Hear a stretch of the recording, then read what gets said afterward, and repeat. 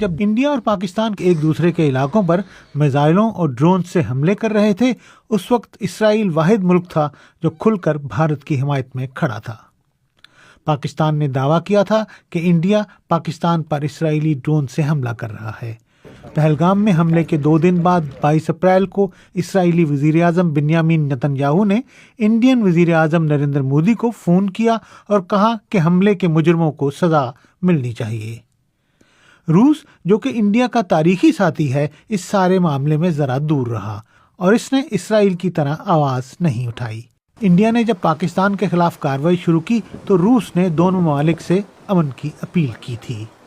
سن 2014 میں نریندر مودی کے وزیر اعظم بننے کے بعد سے انڈیا کے اسرائیل کے ساتھ تعلقات مزید گہرے ہو گئے ہیں۔ 4 جولائی 2017 کو نریندر مودی اسرائیل کا دورہ کرنے والے پہلے انڈین وزیر اعظم بنے۔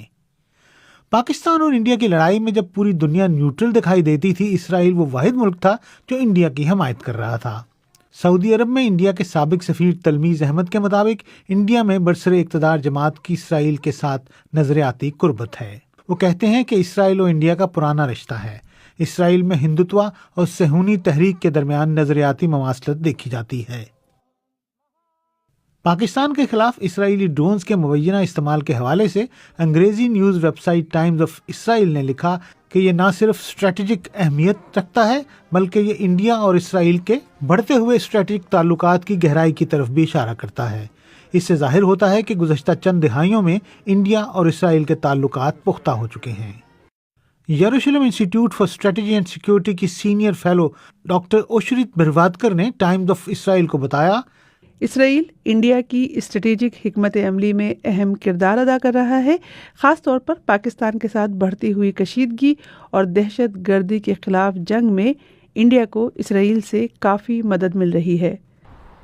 اسرائیل کے شہر تل ابیب میں انڈیا کے سفارت خانے کی ویب سائٹ کے مطابق اسرائیل میں اس وقت تقریباً 18,000 انڈین مختلف شعبوں میں کام کر رہے ہیں۔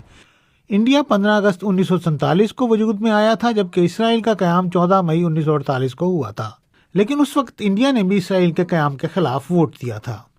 انڈیا کے سابق وزیر اعظم جواہر لال نہرو فلسطین کے بغیر اسرائیل کے قیام کے خلاف تھے۔